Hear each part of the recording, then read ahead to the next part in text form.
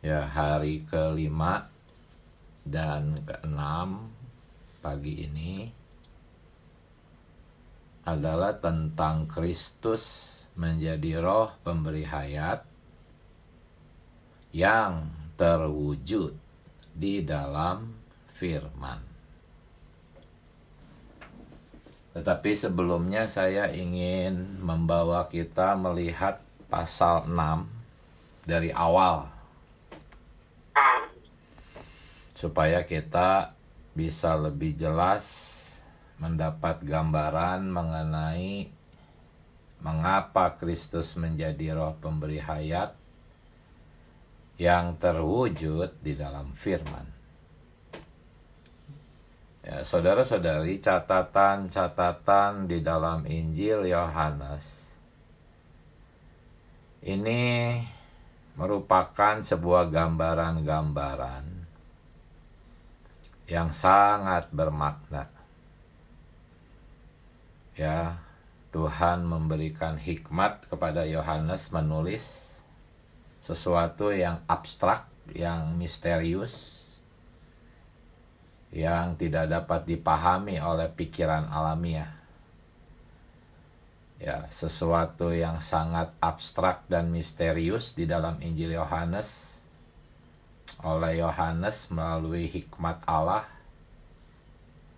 dicatat dalam banyak gambar-gambar, ya, agar kita dapat lebih mudah memahaminya.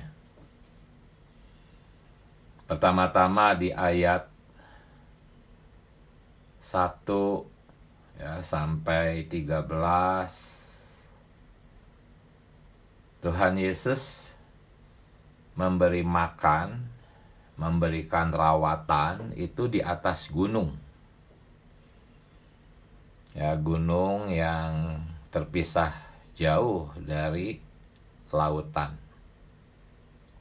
Ini juga satu makna bahwa kita harus berada di gunung, ya, di atas gunung. Di ilustrasi Tuhan di Matius dan di Lukas bahwa kaki Dian itu adanya di atas gunung. Jadi penghidupan gereja yang sejati itu adanya di atas gunung. Jadi kalau kita ingin menikmati rawatan dan pengasuhan Tuhan,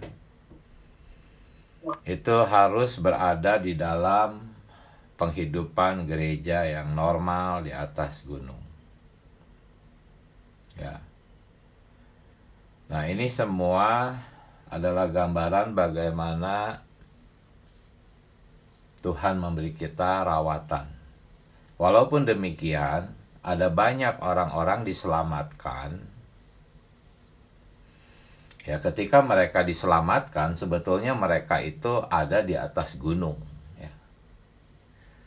Tetapi di ayat ke-16 sampai ke-24 kita bisa melihat di sana bahwa orang-orang yang sudah diselamatkan itu kembali merosot, kembali ke area di sekitar laut, bahkan murid-muridnya pun kembali ke danau. Kita sudah sering membahas ini gambaran dari ya, memperhatikan kebutuhan-kebutuhan jasmani kembali ke laut. Hanya Tuhan Yesus saja sendiri di atas gunung saat mereka berada di tepi laut. Ini gambaran bahwa memang setelah diselamatkan, umumnya orang-orang itu kembali ke tepi laut, kembali memperhatikan kebutuhan-kebutuhan jasmaninya, karena kekhawatiran, karena ajaran-ajaran yang bersifat alamiah. Akhirnya orang-orang yang sudah menikmati rawatan di atas gunung melihat bahwa Yesus benar-benar berkuasa, menerima Dia sebagai Tuhan, ya, bahkan bercampur aduk dengan orang-orang yang tidak percaya, orang-orang Kristen palsu, Semuanya mengeluk-elukan Tuhan, semuanya menginginkan Tuhan Yesus. Ya, tetapi mereka mencarinya di daerah tepi laut, yaitu hanya fokus kepada kebutuhan-kebutuhan jasmani. Nah, tetapi bagi orang-orang pilihannya, orang-orang Kristen asli, Tuhan Yesus mengunjungi murid-murid dengan berjalan di atas air, menjumpai mereka. Di antara semua orang banyak itu, tidak semuanya adalah orang-orang pilihan. Hanya terhadap orang-orang pilihan memang Tuhan Yesus tetap merawat kita, mengasuh kita. Dia menghampiri kita ke dunia, berjalan di atas air laut. Ya, menghampiri kita di tempat kita berada di dunia yang penuh dengan dosa. Ya, mengapa hanya murid-muridnya saja yang Tuhan hampiri? Padahal orang-orang banyak pun juga ada di sana. Ini mewahyukan bahwa memang ada orang-orang pilihan dan ada orang-orang non-pilihan. Itu tersirat di Yohanes pasal 6 itu sendiri, yaitu di ayat yang ke-65. Tuhan berkata bahwa tidak ada seorang pun yang datang kepadaku kalau Bapa tidak mengaruniakan kepadanya. Ya, karena kita adalah orang-orang pilihan, maka kita punya pengalaman walaupun kita jatuh ke dalam dosa, berada di dalam dunia, Tuhan tetap menghampiri kita, berjalan di atas air laut yang menggambarkan dunia. Itu Tuhan menghampiri kita, mengaruniakan kepada kita iman kembali agar kita bisa kembali kepada Tuhan. Ya.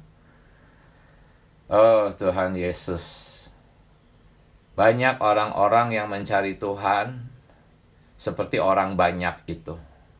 Setelah mendapatkan rawatan, melihat Tuhan itu berkuasa, ya, mereka mencari Tuhan di laut, di tepi laut. Laut itu tempat kediaman setan, ya, melambangkan dunia yang dirusak oleh iblis, penuh dengan dosa. Ya, orang-orang dunia hari ini, termasuk orang-orang Kristen yang tersesat, itu benar-benar hidup dekat dengan tempat tinggal setan-setan di tepi laut. Ya, menempuh kehidupan yang berdosa. Sulit untuk tidak berdosa kalau berada di dunia. Ya, kita juga mengalami pertama kali kita percaya kita ada di sana. Ya. Nah, orang-orang itu berputar-putar, berkeliling mencari Yesus. Itu adalah gambaran dari orang-orang yang lapar. Orang-orang yang lapar, termasuk orang-orang Kristen yang sudah menerima hayat. Banyak yang berputar-putar di tepi laut, lapar. Lapar di sini itu menggambarkan kehidupan yang tidak puas. Ya, inilah yang dilihat, gambaran yang bisa kita lihat dari Yohanes pasal 1 sampai ayat 1 sampai ayat 34. Ya, sebuah gambaran di mana banyak orang berputar-putar di daerah tepi laut, tidak puas, lapar. Inilah gambaran dari ayat 1 sampai ayat 34. Di ayat ke-35 Tuhan mulai berkata bahwa, ya, Tuhan berkata kepada orang-orang lapar itu bahwa akulah roti hidup. Barang siapa datang kepadaku, ia tidak akan lapar lagi dan tidak akan haus lagi. Ya. Nah, mulai dari sini orang-orang banyak, ya, bahkan juga termasuk murid-murid Tuhan mulai mendapatkan perkataan keras. Mereka mendengar Tuhan Yesus adalah roti yang dapat dimakan. Mereka mulai bingung karena perkataan ini memang perkataan yang keras. Walaupun hari ini orang-orang Kristen sudah terbiasa mendengar bahwa Tuhan Yesus adalah roti yang turun dari surga, tetapi tetap mereka tidak paham, gitu ya. bagaimana menikmatinya secara real. Itu karena perkataan ini memang perkataan yang keras. Tetapi di dalam pemulihan Tuhan kita diajar untuk mengunyahnya. Kita bersyukur. Walaupun perkataan ini keras, kita bisa punya definisinya, kita punya penjelasannya, kita punya prakteknya. Kemudian di ayat 51b ini ada perkataan yang lebih keras lagi, yaitu roti ini adalah dagingnya. Ini perkataan yang lebih keras lagi. Apa maksud Yesus bisa dimakan? Dan apa maksudnya yang dimakan adalah dagingnya? Ya. Mulai dari ayat 51 ini perkataannya sudah sangat keras. Maka karena itu di ayat 52 mereka itu bingung sekali dan mulai bertengkar. Ya. Saudara-saudari, bertengkar di sini itu dalam teks aslinya itu berperang. Membantah. Hari ini seperti itu kondisinya. Ya. Hari ini kondisinya orang-orang mendengar bahwa kita sangat menekankan perkara makan Kristus, makan Kristus, makan Kristus. Mereka itu berjuang untuk menentangnya. Itu makna kata bertengkar, ya, di ayat 52 itu adalah mereka itu berjuang, berperang, membantah gitu. Ini kondisi hari ini, saudara-saudari. Orang-orang yang mendengar pemberitaan kita tentang makan Tuhan itu seperti itu. Mereka berjuang, berperang, membantah. Ya, tetapi Tuhan terus melanjutkan. Ya, Dia menegaskan bahwa dagingku benar-benar makanan, darahku benar-benar minuman. Kemarin kita sudah membahas, ini adalah benar-benar makanan bagi roh kita. Karena itu kita perlu melatih roh kita. Nah, sampai di ayat ke-56, Tuhan berkata bahwa jikalau orang yang memakan dia, maka dia akan masuk ke dalam orang itu. Ya, dikatakan di ayat 56, barang siapa makan dagingku dan minum darahku, ya, ia tinggal di dalam aku dan aku di dalam dia, berbaur menjadi satu. Ini sungguh perkataan yang keras, saudara-saudari. Banyak orang-orang Kristen, pengajar-pengajar Alkitab yang menentang perbauran ini.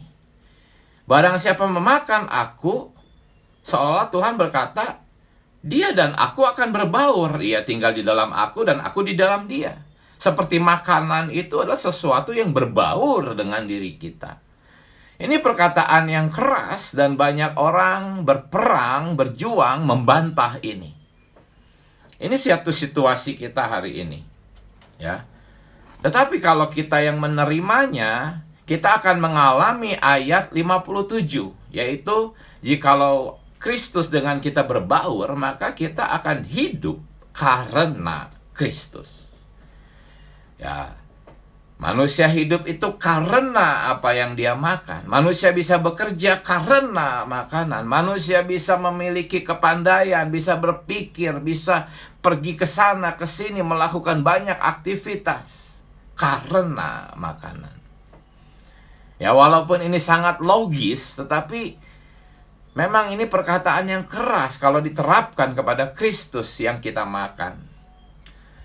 Ya, seperti yang kita bicarakan kemarin, Yohanes 6 ayat 57, perkara makan Tuhan ini adalah satu konsepsi yang sangat rahasia, misterius. Karena tidak ada di dalam kebudayaan manapun, tidak ada di dalam agama manapun. Bagaimana mungkin Kristus bisa masuk ke dalam manusia? Bagaimana, ya? Kan Kristus ada di surga. Jangankan orang-orang yang tidak percaya Tuhan, orang-orang yang percaya Tuhan pun juga mengalami kesulitan, ya, tentang bagaimana memahami Kristus masuk ke dalam mereka. Dalam pemikiran mereka Kristus ada di surga. Ya. Lalu bagaimana orang percaya, ya, bisa memakan Kristus? Bagaimana dia menjadi kehidupan kita, menjadi hayat kita? Apa itu hayat? Ini semua perkara yang misterius. Tetapi kita bersyukur dalam pemulihan Tuhan, kita memiliki penjelasan yang lengkap. Perkara-perkara yang sangat sulit dipahami ini bisa kita nikmati penjelasannya, kebenarannya dengan lengkap, berserta dengan cara mengalaminya, cara berlatihnya. Haleluya, kita berada di dalam pemulihan Tuhan. Tetapi bagi orang-orang Kristen yang berada di dalam perpecahan, ya memang kalau dia mati bagi kita, dia berdarah mencuci kita, mencuci dosa-dosa kita. Ini masih sangat logis, mudah untuk dipercayai.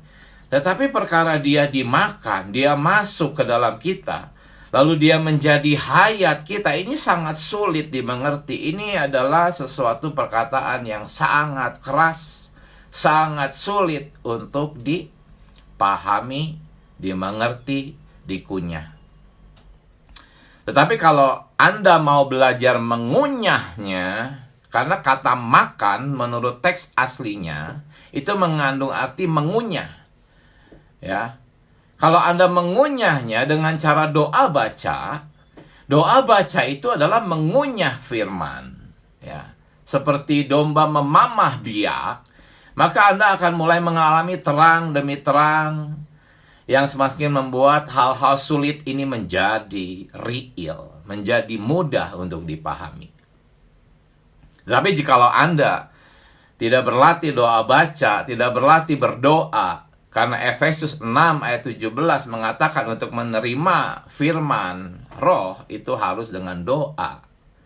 Ya, doa baca, berdoa. Kalau Anda tidak berlatih, ya Anda sama aja dengan orang-orang di dalam kekristenan.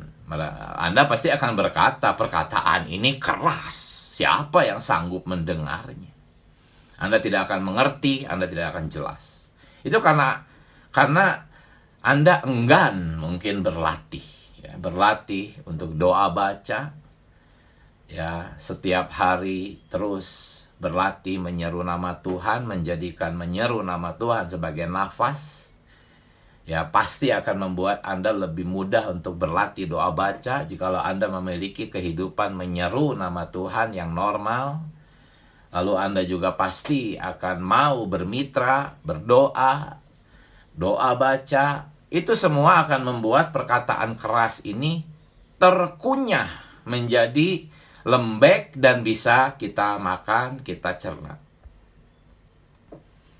Ya, tetapi memang kalau bagi orang-orang non pilihan, Tuhan berkata, tidak ada seorang pun dapat datang kepadaku kalau Bapa tidak mengaruniakan kepadanya. Karena itu ketika kita menghampiri firman, kita harus berkata, berdoa, Tuhan karuniakanlah kepadaku, Tuhan, pemahaman, terang, dan pengalamannya, Tuhan. Karuniakanlah kepadaku, Tuhan. Ya, karena orang-orang banyak itu, ada banyak yang tidak dikaruniakan. Tetapi kita bersyukur, kita ada dalam penghidupan gereja. Artinya kita adalah orang-orang pilihan. Kita harus berdoa, Tuhan karuniakan kepadaku, aku tidak sanggup, aku tidak mampu memahami ini. Apalagi memahaminya di dalam pengalaman, sungguh aku perlu belas kasihan-Mu. Kita harus berdoa dengan cara mengemis semacam ini. Ya. Oh Tuhan Yesus. Nah, karena perkataan ini begitu keras, ya, sulit dipahami, Tuhan menjelaskan lebih lanjut, makin lama makin real, makin mudah dipahami. Ya, itulah dasarnya ketika Tuhan berkata di dalam ayat 63, rohlah yang memberi hidup, daging sama sekali tidak berguna. Ya, orang-orang berpikir kok makan daging Tuhan. Ini pengajaran apa ini? Banyak orang berjuang untuk membantahnya. Padahal dia baru saja menikmati roti. yang sisa 12 bakul, padahal tadinya hanya 5 roti dan 2 ikan. Tetapi di sini mendengar perkataan keras ini, apa ini? Masa kita harus makan daging, Tuhan? Karena itulah Tuhan berkata, bukan daging. Daging sama sekali tidak berguna. Maksudku adalah roh lah yang memberi hayat itu. Itu maksudnya perkataan Tuhan di dalam ayat 63. Ya, di ayat 63 ini seolah Tuhan tuh membuat satu belokan, ya. Bukan daging, tetapi roh. Tuhan membelokkan perkataannya kepada roh. Roh lah, bukan daging. Artinya, roh lah yang memberi hayat, bukan perkara-perkara jasmani. Kamu mencari perkara-perkara jasmani. Jangan, roh lah yang memberi hayat. Oh, Tuhan Yesus, saudara-saudari, ya. Di garis besar hari kelima, Romawi keempat, ya jelas di sana disampaikan, karena Kristus adalah roh itu, barulah kita bisa mengontak dia sebagai roh itu. Karena kita punya roh, Kristus juga adalah roh. Nah, ini menjadi real bagi kita. Haleluya, kita di dalam pemulihan Tuhan diajarkan mengenai roh manusia. Sementara ada begitu banyak aliran-aliran kekristenan yang menentang perbedaan roh dan jiwa. Bagi mereka jiwa adalah sama dengan roh, roh adalah sama dengan jiwa. Iblis begitu lihai menipu mereka, menipu para pengajar-pengajar Alkitab, sehingga mereka mengajarkan bahwa roh manusia itu sama dengan jiwa manusia. Inilah mengapa mereka tidak mengalami bagaimana makan Kristus. Inilah menyebabkan mereka berjuang, membantah, berperang, menyerang kita yang mengajarkan perkara-perkara makan Kristus, ya.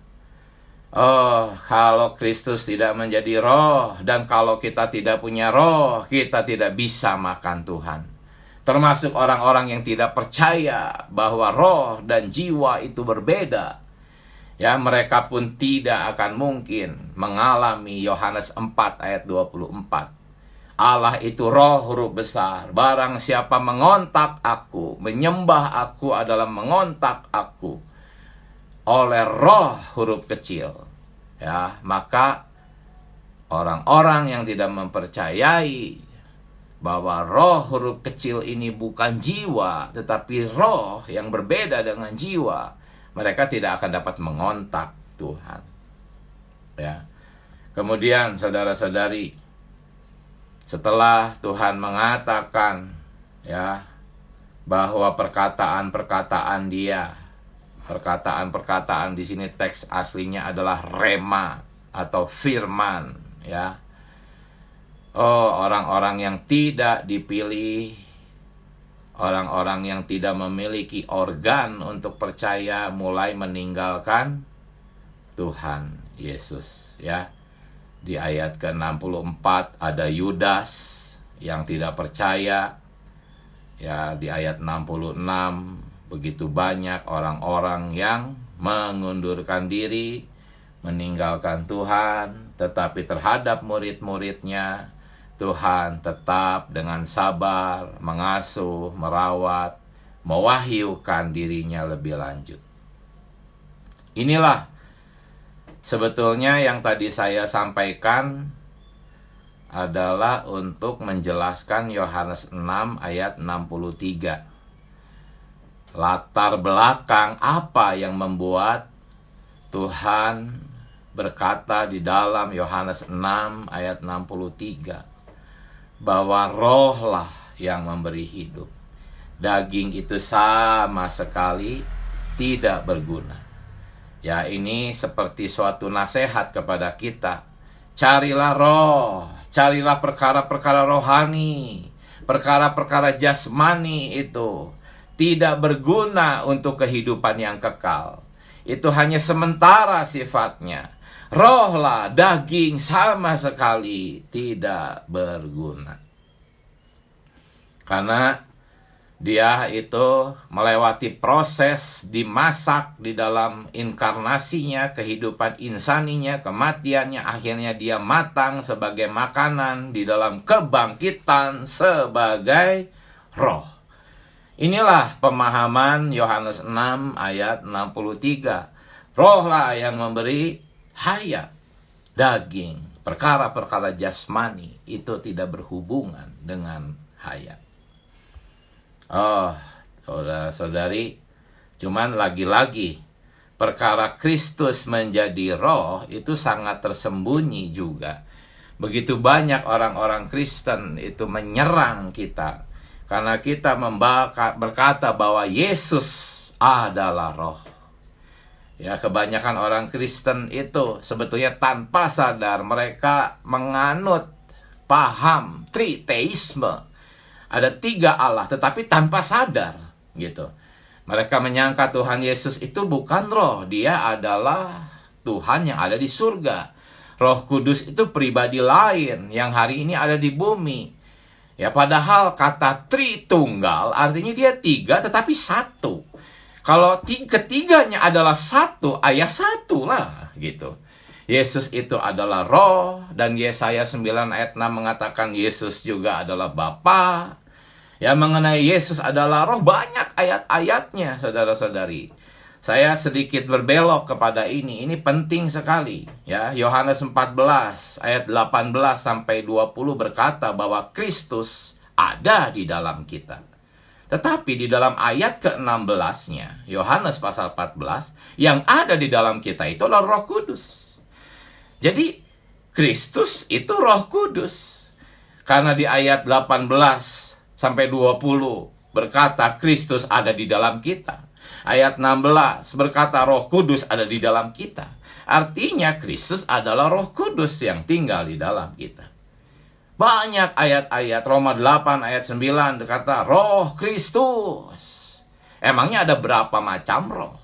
Kalau Roh Kristus dengan Roh Kudus ya satu macam roh. 2 Korintus 3 ayat 18, Tuhan adalah roh. Filipi 1 ayat 19, roh Yesus Kristus.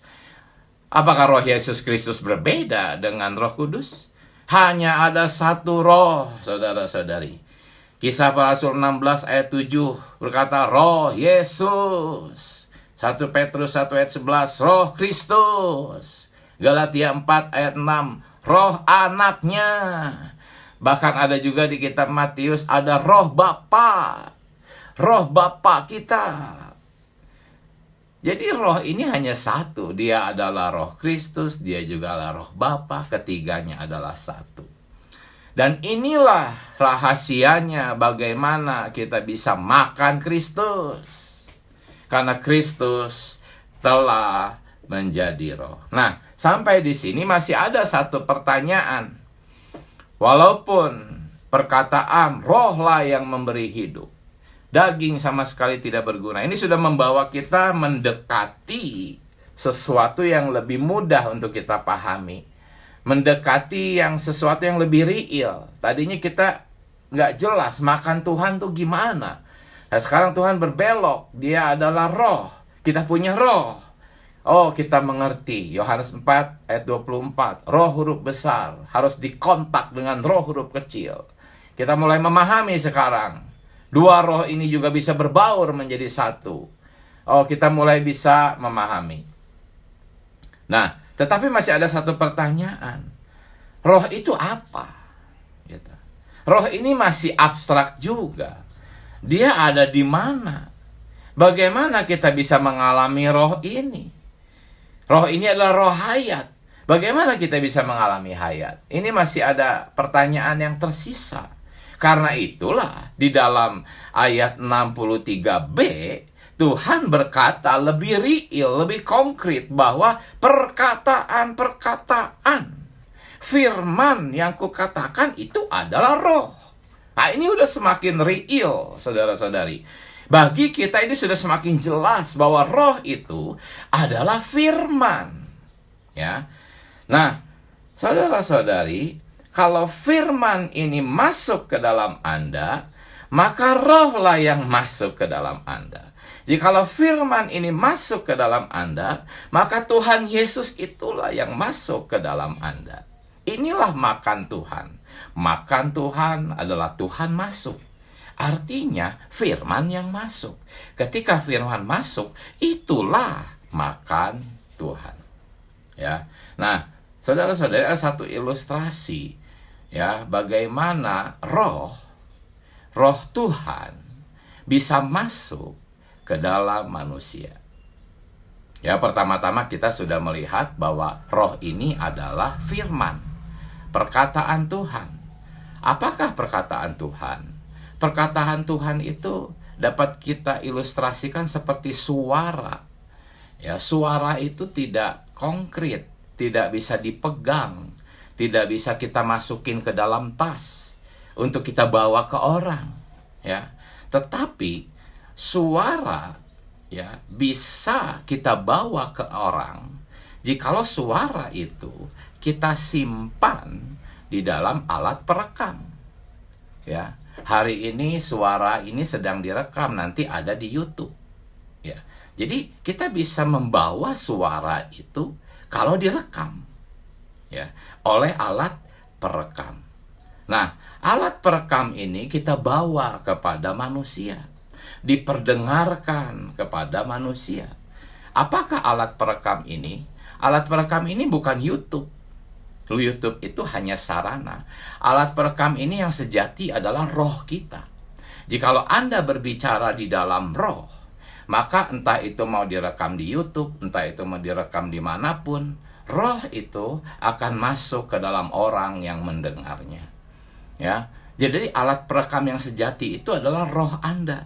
Itulah alasannya kenapa kita harus melatih roh kita. Ya, semakin kita menikmati firman di dalam roh, maka semakin banyak firman terekam di dalam roh kita. Waktu itu disampaikan ya melalui alat-alat perekam atau melalui berbicara langsung kepada orang, suara itu dibawa masuk ke dalam orang-orang pilihan.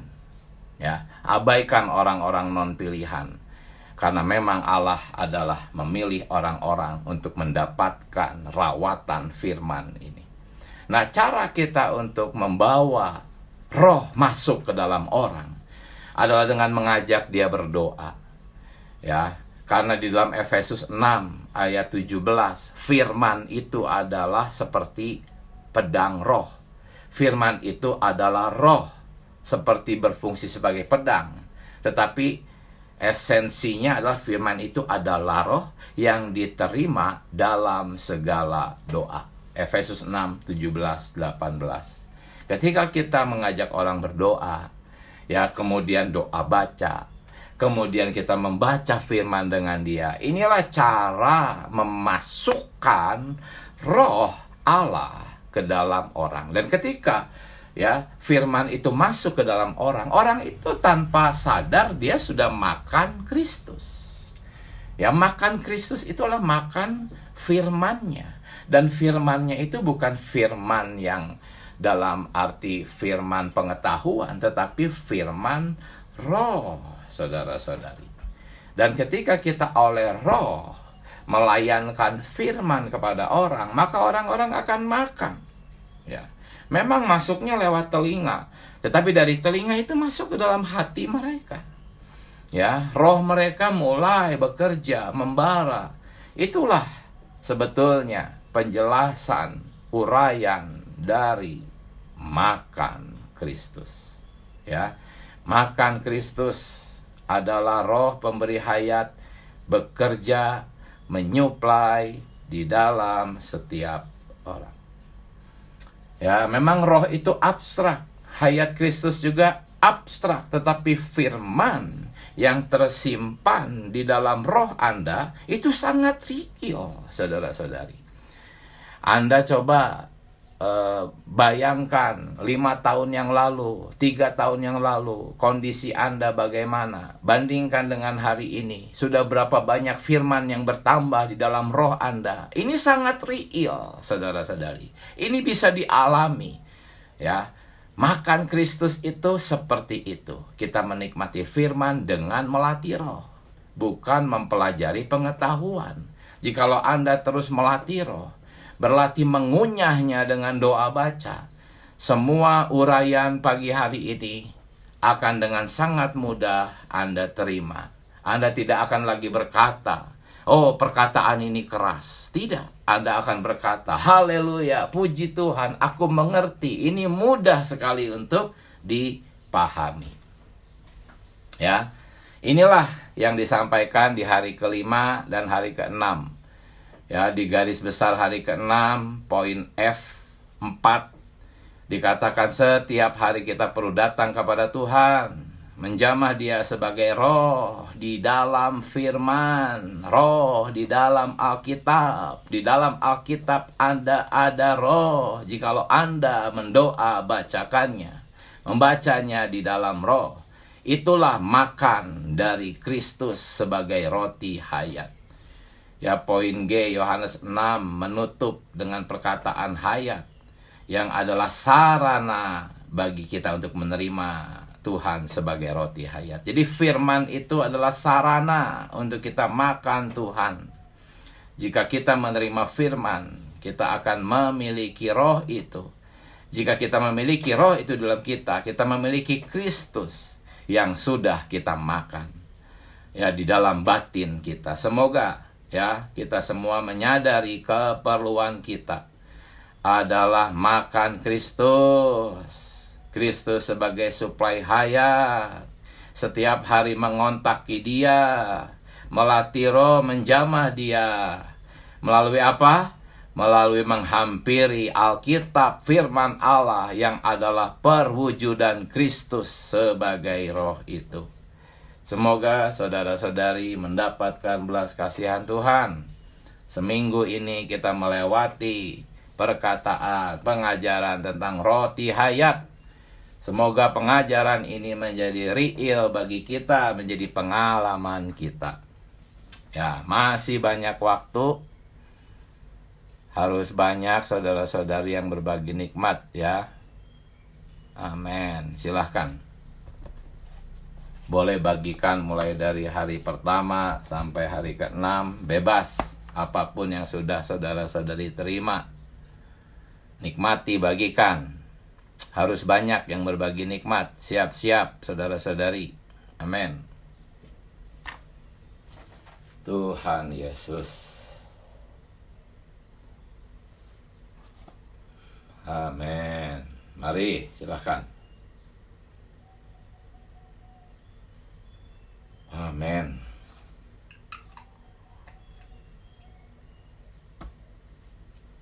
Haleluya. Mari, silakan. Yang sudah lama tidak berbagi nikmat, ayo bagi. Amin. Tuhan Yesus.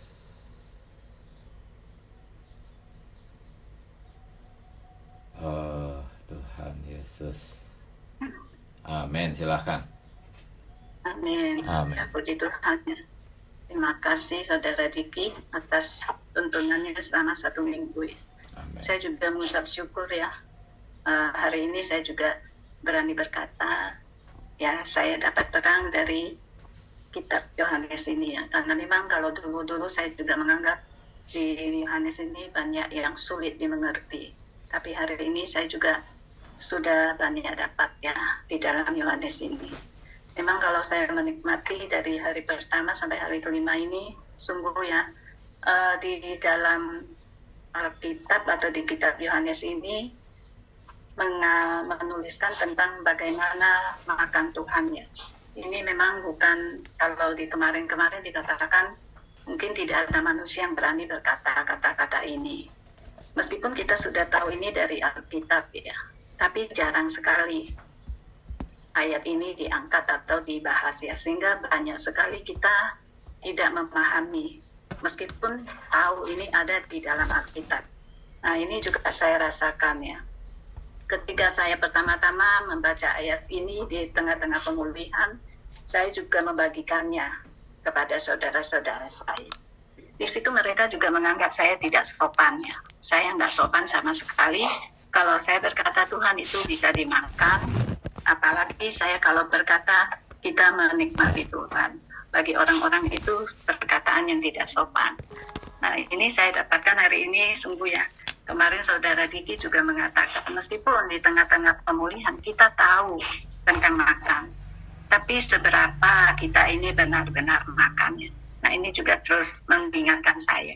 Meskipun saya sudah tahu ya, ini ayat ini ada dibahas, tapi saya juga tidak sungguh-sungguh makan ya, sehingga saya juga tidak benar-benar memahami. Nah, ini saya juga mendapatkan di minggu ini sungguh ya, sekali kita orang-orang Kristen lebih menyukai ayat-ayat yang seperti berkat-berkat ya, apalagi di Yohanes ketika kita membaca bagaimana Tuhan memberi makan 5.000 orang. Ayat ini langsung tancap ya di otak saya. Kapanpun saya pasti ingat ayat ini. Dan banyak orang menyukainya, saya percaya ya. Tetapi tentang makan Tuhan ini kita tidak pernah menjadikannya sebagai ayat emas ya. Bahkan kita tidak akan mengingatnya. Nah, hari ini sungguh saya merasa bersyukur ya. Kemarin seminggu ya, dari hari pertama sampai hari kelima ini, saudara kita sudah banyak memberikan petunjuk atau terang-terang yang didapatkan ya. Seperti dikatakan, apapun di luar makanan itu tidak bisa kita nikmati ya. Mungkin banyak hal-hal yang kita merasa wow ya. Tapi kalau tidak bisa kita, itu tidak bisa masuk ke dalam diri kita. Nah, hari ini saya sangat bersyukur bagaimana saya bisa mendapatkan setiap ayat-ayat itu kalau saya tidak pernah makan ya. Jadi ayat-ayat emas itu hanya saya hafal di luar kepala saya. Tetapi hari ini bagaimana saya perlu makan Tuhan ya. Sehingga makanan inilah yang bisa masuk ke dalam diri saya dan bersatu dengan diri saya. Sehingga ayat-ayat ini akan menjadi hidup. Nah, hari ini saya juga sangat bersyukur ya. Dari hari pertama sampai hari kelima ini sudah dijelaskan dengan demikian jelas ya bagaimana kita makan Tuhan sampai akhirnya hari ini yaitu tentang roh. Nah, bagaimana hari ini saya juga bersyukur ya bahwa kita perlu setiap hari itu mengontak Tuhan yaitu dengan roh kita supaya kita menjamah rohnya. Tidak ada lain hari ini yang saya dapatkan ya untuk bisa terus dirawat ya oleh Tuhan. Dan saya bersyukur bahwa kita hari ini adalah orang-orang pilihannya sehingga kita semuanya masih tetap bertahan. Meskipun tadinya kita merasa itu perkataan yang berat ya, perkataan yang keras, atau mungkin dulu saya dianggap orang nggak sopan ya, mengatakan Tuhan bisa dimakan, Tuhan bisa dinikmati. Tetapi puji Tuhan ya, kalau saya adalah orang pilihan, berarti saya semakin hari saya semakin bisa menikmati ya perkataan-perkataan keras. Akhirnya hari ini saya merasakan itu adalah perkataan yang lunak ya. Ketika saya datang menikmati, saya makan ya. Hari ini yang saya dapatkan adalah bahwa saya perlu terus ya benar-benar menikmati firman Tuhan ya, karena firman Tuhan itu adalah roh, sehingga setiap perkataan yang masuk ke diri saya itulah yang akan memberikan rohnya kepada saya ya. Seperti dikatakan rohlah yang memberi hidup ya, daging sama sekali tidak berguna. Amin, puji Tuhan. Puji Tuhan, saudari, terima kasih pembagian nikmatnya. Amin. Silahkan disambung. Tuhan Yesus. Amin. Amin. Silahkan. Masih banyak waktu. Amin. Amin. Silahkan. Puji Tuhan, saudara-saudari. Saya bersyukur ya untuk persekutuan kita pagi ini yang sudah memberi terang yang semakin jelas terhadap firman ini. Kristus sebagai roti hayat. Judulnya, bagaimana Kristus itu menjadi roti hayat. Roti itu yang sebagai makanan kita yang kurang dipahami oleh banyak orang, termasuk saya juga sebelumnya tidak memahaminya. Tetapi hari ini lewat penjelasan saudara dari hari pertama sampai hari kelima ini sudah semakin jelas ya bagaimana kita makan Tuhan.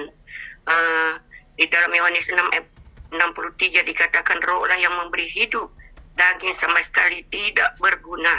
Perkataan-perkataan yang kukatakan kepadamu adalah roh dan hidup, roh dan hayat. Puji Tuhan, saudara-saudari. saya juga dulu sempat mengatakan kalau membaca ini perkataan ini keras, malah bingung ya. Kemarin juga saya membaca Yohanes ini agak bingung terhadap orang banyak yang diberi makan itu. Lalu mereka akhirnya menjadi cuma melihat mujizatnya, tidak dapat menerima Kristus sebagai hayat itu. Ternyata sudah dijelaskan oleh saudara tadi bagaimana latar belakang sampai firman ini bisa dikatakan oleh Tuhan, karena terhadap orang-orang banyak itu yang tidak mau memahami perkataan Kristus itu. Tetapi bagi kita orang pilihannya, kita dapat memahami karena kita telah menerima roh itu ke dalam diri kita. Dan roh itulah yang membantu kita dalam segala kelemahan kita. Karena kita setia dan taat mencari roti hayat itu. Mulai makan dia secara pelan-pelan sampai hari ini. Semakin jelas cara makan kita sudah semakin diperjelas. Jangan kita makan asal-asalan atau sembarangan. Tapi makan kita harus makan dengan benar. Roh Tuhan sebagai roti hayat sudah diberikan kepada kita. Hari ini kita harus benar-benar mengambil dia.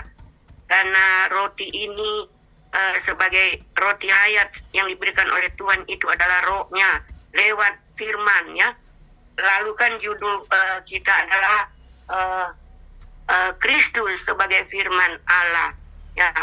Bagaimana Allah sang roh itu sebagai roh yang besar berinkarnasi di dalam diri Kristus, mati bangkit menjadi roh itu, kemudian masuk ke dalam kita. Pertama-tama masuk ke dalam murid-muridnya, dia katakan terimalah Roh Kudus. Mereka telah menerima. Hari ini juga saya akan menerima roh itu, dan roh itulah yang membantu saya untuk dapat datang kepada Tuhan untuk makan dia secara benar. Puji Tuhan saudara-saudari. Sehingga hari ini selalu saya berdoa dengan mengemis kepada Tuhan. Bagaimana saya bisa mendapatkan roti hayat itu setiap hari. Sehingga saya terus menjadi orang yang lapar dan haus. Ya, sehingga boleh datang kepada firman itu. Dan menjamah firman. Makan Kristus, makan firman Tuhan. Sehingga saya boleh dapat dikenyangkan dan memahami perkara-perkara makan ini sampai hari ini. Puji Tuhan, sangat jelas saudara sudah menjelaskan ini. Kiranya ini menjadi terang bagi saya, untuk saya terus tidak meremehkan firman Tuhan ini sebagai makanan saya, tapi saya akan semakin mengemis kepada Tuhan untuk mendapat makan diri Tuhan ini secara benar, sehingga saya boleh dipenuhi dengan berkat-berkatnya yang adalah roh dan hidup itu, hayat itu. Dan itulah berkat yang saya boleh terima pada ini. Saudara dikit semakin jelas mempersekutukan ini, dan saya bersyukur dan berterima kasih. Hanya ini menjadi kekuatan bagi saya untuk terus makan Kristus setiap saat. Puji Tuhan saudara, ini yang dapat saya dapatkan. Tuhan merahmati kita semua. Amin. Amin. Haleluya. Puji Tuhan. Masih cukup waktu, silahkan disambung.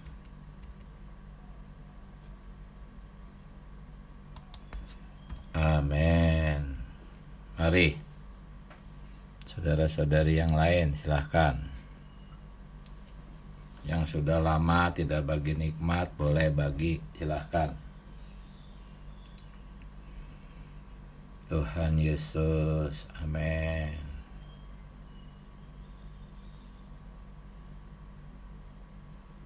Amin.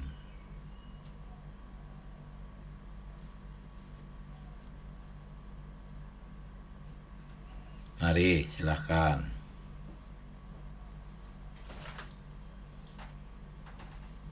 Oh, Tuhan Yesus. Ayo, waktu berjalan terus, sayang. Silahkan, dimanfaatkan. Berlatih, bagikan.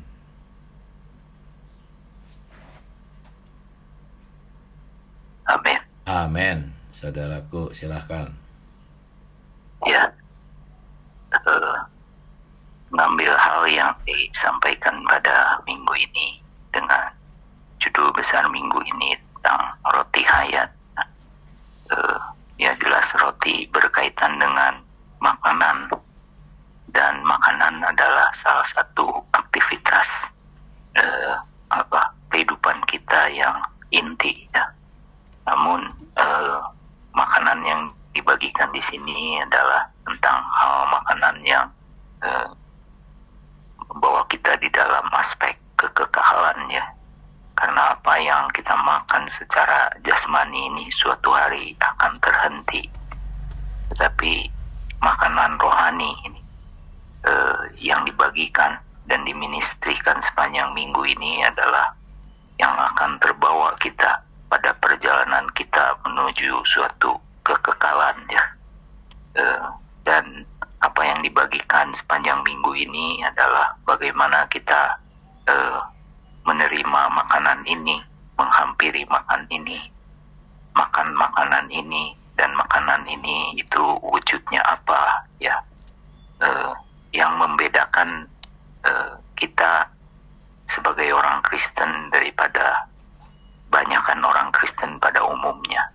Ya memang kalau berbicara tentang orang Kristen pada umumnya, ketika kita memulai menghubungkannya dengan persona Kristus, umumnya hubungkannya adalah Kristus ini sebagai juru selamat yang penebus dosa ya, lalu penolong.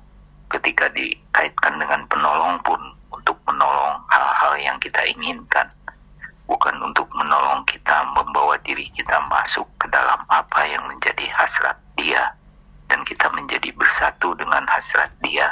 Dan inilah keselamatan yang sesungguhnya, keselamatan yang kita bawa ke dalam kekekalannya, bukan keselamatan lahiriah dan bumiah. Nah, ini yang kita dapatkan sepanjang minggu ini. Juga ketika kita mendapatkan apa yang kita dapatkan di minggu ini tentang makanan ini adalah perkara menikmati Kristus ya. Artinya makan itu ya kita menikmati ya. Dan bagaimana kita bisa menikmati itu hanya ketika kita benar-benar berada di dalam roh ya. Kalau kita menggunakan pikiran, nalar, menghampiri firman, yang kita dapatkan memang hanya pengetahuan dan mungkin doktrin. Dan ketika pengetahuan dan doktrin ini kita bagikan ke orang, yang tersalur juga hanya pengetahuan dan doktrin. Tapi ketika kita menghampiri firman ini dengan roh ya, dan karena itulah satu-satunya cara menghampiri firman dengan tepat, maka kita memang akan mendapatkan apa yang sebagaimana menjadi hasrat hati Tuhan ya. Bahwa kita memakan Dia itu, makanan yang kita dapatkan adalah roh itu, yaitu hayat, yaitu firman ya.